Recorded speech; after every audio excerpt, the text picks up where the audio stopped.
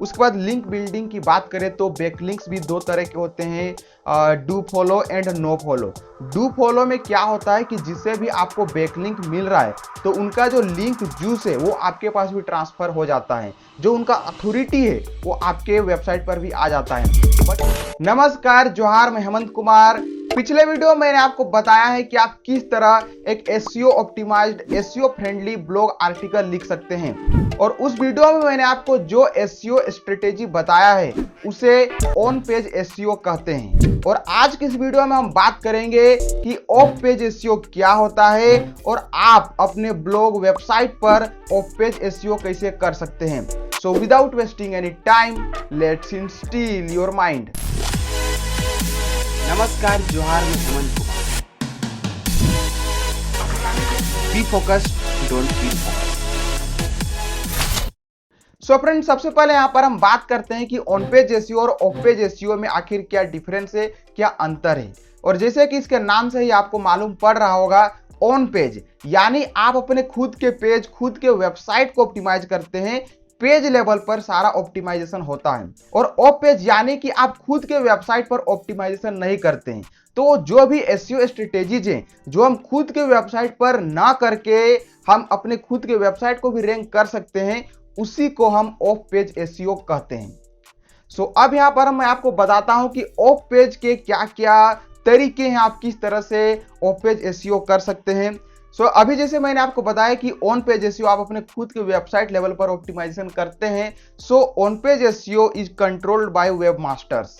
जो भी लोग आर्टिकल लिख रहे, जो भी लोग ब्लॉग लिख रहे, जो ब्लॉगर्स हैं, वे ऑन पेज एसईओ को कंट्रोल करते हैं कि आप कितने अच्छे से ऑप्टिमाइजेशन कर रहे हैं, आप कितने वर्ड्स का आर्टिकल लिख रहे हैं, आपका कीवर्ड कौन सा है, आपने किस तरह से ऑप्टिमाइज किया है, कितनी बार आपने यूज किया है कीवर्ड्स को, एलएसआई कीवर्ड्स आपने कितने यूज किए, हेडिंग कौन सा है, सब हेडिंग कौन सा है, आपने कहाँ पर बोल्ड किया है, कहाँ पर इटैलिक किया है, कहाँ पर लिंकिंग किया है, कहाँ पर इमेज लगाया है, कहाँ पर वीडियो एम्बेड किया है। तो ये जो सारी चीजें हैं ये आपके ऊपर कंप्लीटली डिपेंड करती है कि आप किस तरह से अपने पेज को ऑप्टिमाइज करते हैं। So on page SEO is controlled by web masters, but of page SEO को आप कंट्रोल नहीं कर सकते हैं, यह वेब मास्टर्स पर डिपेंड नहीं करता है कंप्लीटली।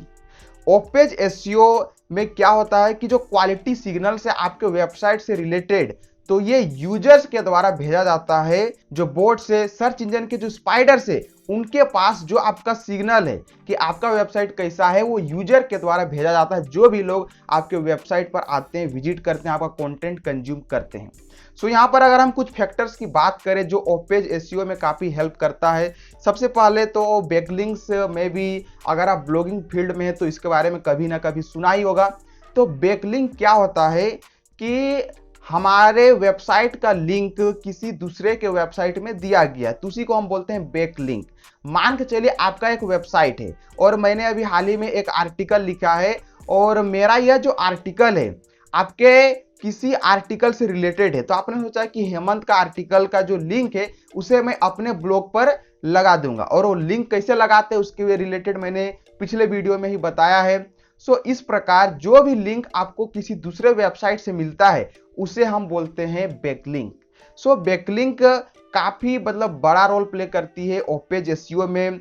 अगर आपके लिंक्स क्वालिटी वेबसाइट से आ रहे हैं, काफी अथॉरिटेटिव वेबसाइट से आ रहे हैं, तो आपका जो ब्लॉग है, आपका जो वेबसाइट है, काफी जल्दी सर्च इंजन पर रैंक करने लगता है। उसके बाद यहाँ पर हम और कुछ फैक्टर्स की बात करें तो सोशल शेयर, यानी कि आपके आर्टिकल्स को लोग अलग अलग सोशल मीडिया प्लेटफॉर्म्स में कितना शेयर कर रहे हैं। फिर है बाउंस रेट, यानी जितने भी लोग आपके वेबसाइट पर आ रहे हैं, आपके ब्लॉग को पढ़ने के लिए आ रहे हैं, कंटेंट कंज्यूम करने के लिए आ रहे हैं, तो कितना समय तक आपके वेबसाइट पर रहते हैं। ऐसा तो नहीं कि उन्होंने आपका वेबसाइट ओपन किया, 10 सेकंड के बाद फिर वो बैक कर दिए। तो इसी को हम बोलते हैं बाउंस रेट, यानी कितने % लोग तुरंत ही आपके वेबसाइट से बाउंस बैक हो जाते हैं, यानी आपका वेबसाइट कट कर देते हैं, क्लोज कर देते हैं। तो अगर आपका बाउंस रेट काफी हाई रहता है, यानी कि जितने भी विजिटर्स आपके वेबसाइट पर आते हैं उनमें से मैक्सिमम लोग अगर 5-10 सेकेंड में ही आपका वेबसाइट लीव कर देते हैं, तो गूगल या फिर किसी भी सर्च इंजन को यही सिग्नल जाता है कि आपका आर्टिकल क्वालिटी वाला नहीं है, उसमें अच्छा कंटेंट नहीं, इसलिए लोग छोड़कर जा रहे हैं। तो इस प्रकार अगर आपका वेबसाइट कहीं पर रैंक भी कर रहा है तो उसका जो रैंकिंग है धीरे धीरे डाउन होने लगेगा। इसके बाद अगर यहाँ पर हम और कुछ फैक्टर्स की बात करें तो है पेज सेशन, यानी कि मान के चलिए कोई व्यक्ति आपके वेबसाइट पर आ रहा है किसी एक ब्लॉग को पढ़ने के लिए, तो उस ब्लॉग को पढ़ने के बाद क्या वह व्यक्ति बैक हो जाता है, यानी आपका वेबसाइट लीव कर देता है, या फिर वो और भी 2-3 आर्टिकल्स 2-3 ब्लॉग्स पढ़ता है, तो इसी को हम बोलते हैं पेज सेशन। यानी एक यूजर अगर आ रहा है तो कितने पेजेज को पढ़ रहा है, तो उसी को हम बोलते हैं पेज सेशन। अगर वो ज्यादा रहता है तो बहुत ही अच्छी बात है। देन आ जाता है आपका पेज स्पीड, आपका वेबसाइट कितनी जल्दी लोड होता है। ऐसा तो नहीं कि अगर किसी ने क्लिक किया या फिर सर्च करता है आपका वेबसाइट, ब्राउजर पर एंटर करता है आपका डोमेन नेम, तो फिर 1 मिनट तक वो बफरिंग ही कर रहा है, ओपन ही नहीं हो रहा है। तो इस तरह क्या है कि आपका बाउंस रेट काफी हाई हो जाएगा, क्योंकि लोगों के पास इतना समय नहीं कि वे देखते ही रहे, इंतजार करते रहे कि कब तक आपका वेबसाइट ओपन होगा, उसके बाद वे फिर कंटेंट कंज्यूम करेंगे। तो ये जो बाउंस रेट है और ये जो पेज स्पीड है, दोनों इंटरलिंक्ड है, लेकिन दोनों फैक्टर्स पेज एसईओ में काफी बड़ा रोल प्ले करते हैं। उसके बाद यहाँ पर आ जाता है ब्रांड सर्च। जैसे मान के चलिए मेरा वेबसाइट है mnhemant.com, या फिर अभी मैंने हाल ही में एक वेबसाइट बनाया है beachdreams.com। तो मेरा जो ब्रांड नेम है उसको लोग कितना सर्च करते हैं गूगल पर, यानी उसका पॉपुलैरिटी कितना है, यानी एमएन हेमंत कितने लोग सर्च कर रहे हैं, बीच ड्रेस कितने लोग सर्च कर रहे हैं। तो अगर ज्यादा पॉपुलर आपका ब्रांड नेम है तो उससे भी आपको एसईओ में काफी हेल्प मिलेगा, और आपका जो भी ब्लॉग है, आपका जो भी वेबसाइट है, वो जल्दी रैंक करेगा। तो ये सारे फैक्टर्स है जो अफेक्ट करती हैं पेज एसईओ को। उसके बाद लिंक बिल्डिंग की बात करें तो बैकलिंक्स भी 2 तरह के होते हैं, do follow and no follow. Do follow में क्या होता है कि जिससे भी आपको बैकलिंक मिल रहा है तो उनका जो लिंक जूस है वो आपके पास भी ट्रांसफर हो जाता है, जो उनका अथॉरिटी है वो आपके वेबसाइट पर भी आ जाता है। बट नो फॉलो में वो लिंक तो रहता है, बट उनका अथॉरिटी, उनका लिंक जूस आपके पास नहीं पहुंचता है। अब यहाँ पर लिंक जूस क्या है, मान के चलिए मेरा वेबसाइट है, उसमें बड़े बड़े 10 वेबसाइट्स के थ्रू बैकलिंक मुझे मिला है, और अगर मान के चलिए मैं आपके वेबसाइट को एक बैकलिंक देता हूं और अगर उसे मैं डू फॉलो रखता हूं, तो उन 10 वेबसाइट्स का जो अथॉरिटी है आपके पास भी कुछ हद तक पहुंचेगा। बट अगर वो नो फॉलो लिंक है तो जितने भी वेबसाइट से मुझे लिंक मिला है, जितने भी वेबसाइट से मुझे अथॉरिटी मिला है, वो जो अथॉरिटी है, वो जो लिंक जूस है, आपके पास ट्रांसफर नहीं होगा। तो जितना हो सके कोशिश करें कि डू फॉलो लिंक ही मिले, डू फॉलो बैकलिंक ही मिले। बट ऐसा नहीं है कि नो फॉलो लिंक का कोई भी इंपॉर्टेंस नहीं है, ठीक है। नो फॉलो लिंक भी काफी इंपॉर्टेंट है, मतलब दोनों को आपको बैलेंस करके रखना। ऐसा नहीं कि केवल डू फॉलो ही लिंक आपको आ रहे हैं, नो फॉलो नहीं है, तो यह आप कह सकते हो ओवर ऑप्टिमाइज हो जाएगा, एंड आप कह सकते हो ये ब्लैक हैट एसईओ के अंतर्गत आ जाएगा। और अगर गूगल को ये बात पता चल जाती है कि आपके सिर्फ डू फॉलो लिंक्स ही आ रहे हैं या फिर आप कुछ गलत कर रहे हैं, तो आपका जो रैंकिंग है काफी डाउन जा सकता है। इसलिए जो भी आप स्ट्रेटेजी अपना रहे हैं सभी जेन्युइन होने चाहिए, आप कुछ भी गलत तरीका ना अपनाएं। अब यहाँ पर हम कुछ तरीकों की बात करें कि आप कैसे लिंक ले सकते हैं, बैकलिंक ले सकते हैं। सबसे पहला गेस्ट पोस्टिंग। जैसे मेरा एक वेबसाइट है तो उसमें आप मेरे लिए एक आर्टिकल लिखेंगे और मैं उसे अपने वेबसाइट पर पब्लिश करूंगा, बदले में मैं आपके वेबसाइट को एक लिंक दे दूंगा। तो ये मोस्टली डू फॉलो लिंक होता है, बट कहीं कहीं आपको नो फॉलो भी मिल सकता है। बट कोशिश कीजिए जितना हो सके गेस्ट पोस्टिंग करें। इसके बाद यहाँ पर आ जाता है कमेंट बैकलिंक्स, जो आपको मोस्टली नो फॉलो ही मिलते हैं। बहुत सारे वेबसाइट्स में आपने देखे होंगे कि सबसे नीचे आपको एक कमेंट करने का ऑप्शन मिलता है और वहाँ पर आपका जो कमेंट है, फिर नाम, ईमेल एंड वेबसाइट का लिंक डालने का ऑप्शन मिलता है। तो वहाँ पर अगर आप अपना खुद का वेबसाइट का लिंक डालते हैं तो वहाँ से आपको एक नो फॉलो बैकलिंक मिलता है, तो वह भी काफ़ी अच्छा है। अब यहाँ पर हम बात करें कि गेस्ट पोस्टिंग के हम वेबसाइट्स कैसे ढूंढे, तो सबसे पहले अगर आपके फ्रेंड्स में किसी का वेबसाइट है तो सबसे पहले उनसे कांटेक्ट कीजिए कि मैं आपके लिए एक पोस्ट लिख दूंगा, बेसिकली मैं गेस्ट पोस्टिंग करना चाहता हूं, तो वो काफ़ी जल्दी एक्सेप्ट कर लेंगे।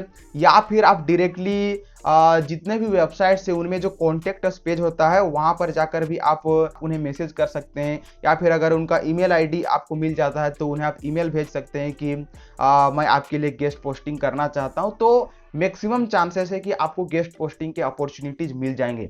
अब अगर यहाँ पर हम बात करें कि कमेंट बैकलिंक्स के लिए हम अलग अलग वेबसाइट्स कैसे ढूंढे जहां पर हमें कमेंट करने का ऑप्शन मिले या फिर लिंक लगाने का ऑप्शन मिले, तो यह काफ़ी आसान है।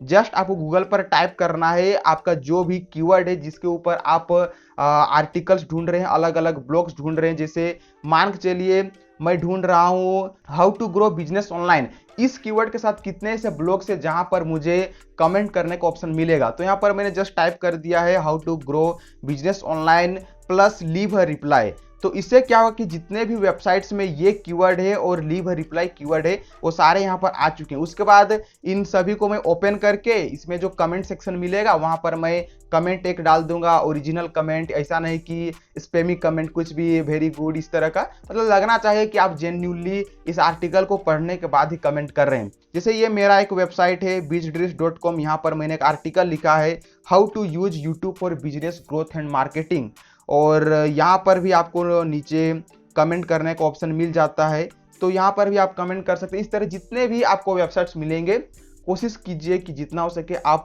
लिंक बना सकें, और वो जरूरी नहीं कि वो सिर्फ डू फॉलो या फिर नो फॉलो, दोनों को आप बैलेंस करके चलिए।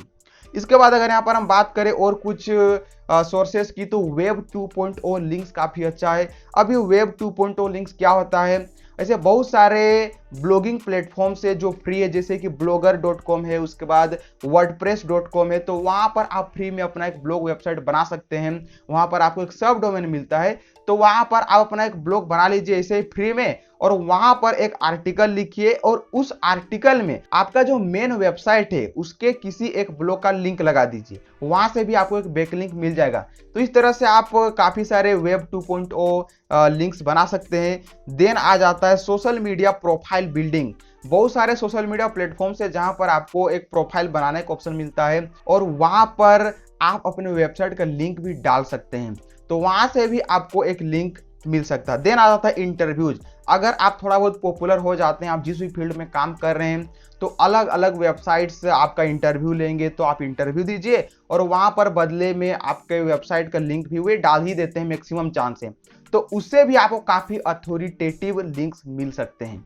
तो ये कुछ सारे तरीके हैं जिनसे आप लिंक बिल्डिंग कर सकते हैं और अपने वेबसाइट को ऑफ पेज एसईओ के माध्यम से रैंक करा सकते हैं किसी भी सर्च इंजन में, चाहे हम बात करें गूगल की, याहू की, बिंग की, जो भी हो। बट यहाँ पर मैं आपको सिर्फ एक ही चीज बताना चाहूंगा कि of page SEO it's all about authority.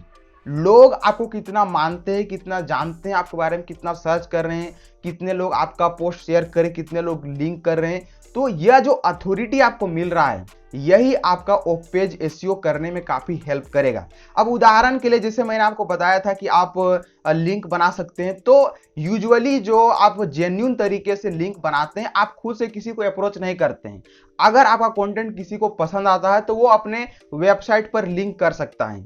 तो वो कब करेगा? जब आप थोड़ा पॉपुलर होंगे, आपका कंटेंट अच्छा होगा, आपका थोड़ा अथॉरिटी होगा। तो ओवरऑल जो ऑफ पेज एसईओ है वो डिपेंड करता है कि आप कितने पॉपुलर हैं, आप कितने अथॉरिटेटिव हैं, आप कितने नीश बेस्ड है, यानी जो आप कर रहे हैं उसमें आप कितना एक्सपर्ट है, आपका लेवल ऑफ एक्सपर्टीज कितना है।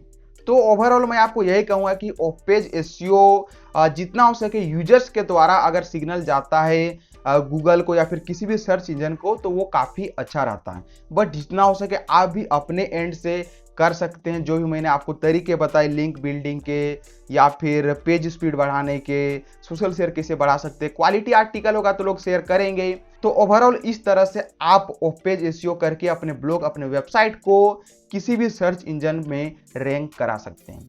तो आई होप कि अब आपको अच्छे से पता चल गया होगा कि ऑन पेज एसईओ क्या है, ऑफ पेज एसईओ क्या है, और पिछले वीडियो मैंने तो आपको बता ही दिया है कि ऑन पेज एसईओ क्या है। अगर आपने वो वीडियो नहीं देखा है तो आप देख सकते हैं, लिंक आपको डिस्क्रिप्शन में मिल जाएगा।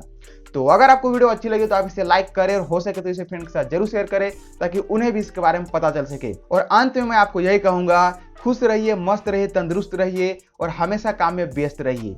Be focused, don't be in focus.